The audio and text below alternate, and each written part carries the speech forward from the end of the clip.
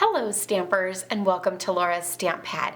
Today I'm going to tell you the difference between this clear plate and this fabulous blue plate.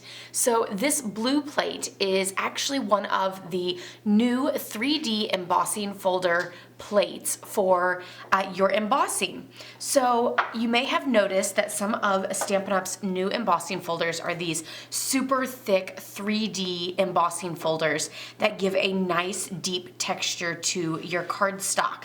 And when you put them through your die cutting machine, you find out that it needs a shim and it's going through too easily. So normally we would take our Big Shot platform and then we would put our cardstock in the folder, put the clear plate on, and run it through. But when we do that, it's actually too loose.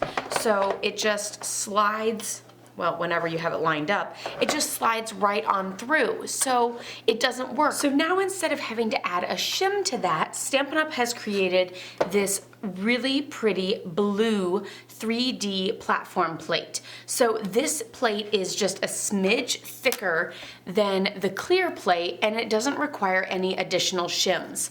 So you will now use your Big Shot platform with no tabs, the embossing folder with the cardstock in it, and then this beautiful blue plate. And then when you crank it through, it's the perfect thickness to be able to get that amazing image and impression onto your cardstock. So if you're having problems with those 3D embossing folders, then make sure to pick up the 3D embossing platform plate, and this will help you get that nice strong image embossed without having to add any shims or anything like that. Of course, I will leave a link down below so that you can get one of these and enjoy your embossing again.